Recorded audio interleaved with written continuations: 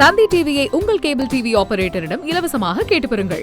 அதிமுக பொதுச் செயலாளர் பழனிசாமிக்கு நடத்தப்பட்ட பாராட்டு விழா பேனரில் எம்ஜிஆர், ஜெயலலிதாவின் படங்கள் இடம்பெறவில்லை என முன்னாள் அமைச்சர் செங்கோட்டையன் அதிருப்தி தெரிவித்தது சரியானதுதான் என்று அமமுக பொதுச் செயலாளர் டிடிவி தினகரன் கூறியுள்ளார். அந்த திட்டம் வர காரணமாக இருந்த அம்மாவுடைய படமோ, எங்களை எல்லாம் ஆளாக்கிய புரட்சி தலைவர் அவர்கள் படமும் அதில் இல்லை. அதனால நாங்கள் அந்த நிகழ்ச்சியை நடத்தியவங்கள்ட்டே சொன்னேன். அதை சரி செய்யாத காரணத்தினால நான் அந்த நிகழ்ச்சிக்கு போகலன்னு சொல்லியிருக்காரு. ஒரு புரட்சி தலைவர் இயக்கத்தில் ஒரு சீனியர் மோஸ்ட் மெம்பர் அவர் அவருடைய ஆதங்கத்தை சொல்லியிருக்காரு. அம்மாவின் தொண்டரா நானும் அதை அவருடைய கருத்தை ஏற்றுக்கொள்கிறேன். சென்னையில் நடைபெற்ற அதிமுக கள ஆய்வுக் கூட்டத்தில் முன்னாள் அமைச்சர் கோகுல இந்திரா பேசியதை காணலாம். ஒற்றுமை என்பது எல்லா இடத்திலையுமே கண்டிப்பா இருக்கணும். நேர்மை என்பது எல்லா இடத்துலையும் இருக்கணும்.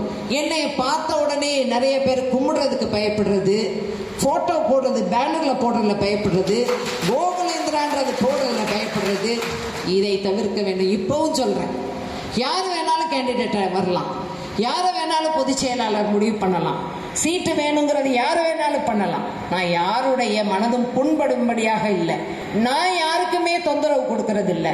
நான் யாருக்கிட்டையுமே குரூப்பிசம் பண்றது கிடையாது. யாருக்கிட்டையும் எதுவுமே சொல்றது கிடையாது. நாங்கள் கேட்பது ஒரு அடிப்படை மரியாதை.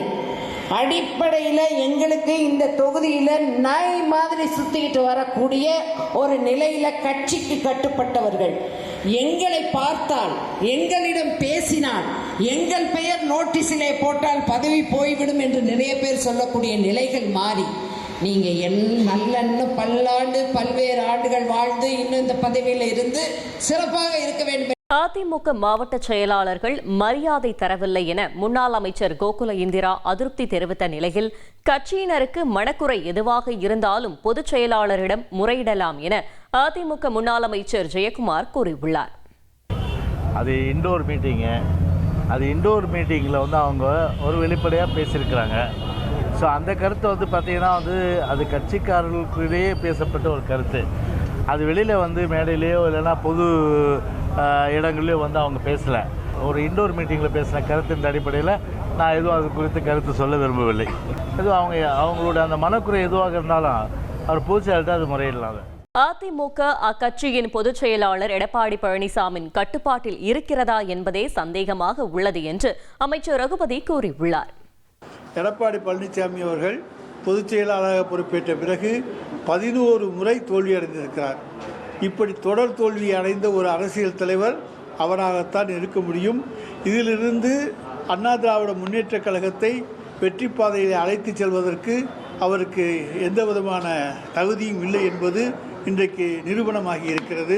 அங்கே இருக்கக்கூடிய தலைவர்கள் எல்லாமே வெறுப்போடு தான் இருக்கிறார்கள். அவருக்கு எந்த பயமும் கிடையாது என்பதெல்லாம் தவறு. இன்றைக்கு கட்சி அவருடைய கட்டுப்பாட்டில் இருக்கிறதா என்பதை அவருடைய முன்னாள் அமைச்சர்களாக இருந்தவர்களே இன்றைக்கு பேசுகின்ற பேச்சுக்கள் உங்களுக்கு எடுத்துக்காட்டும். எனவே கட்டுப்பாட்டிலே கட்சியை கொண்டு வருவதற்கு அவர் இன்றைக்கு படாத பாடுபட்டுக் கொண்டிருக்கிறார். தந்தி டிவியை உங்கள் கேபிள் டிவி ஆபரேட்டரிடம் இலவசமாக கேட்டு பெறுங்கள்.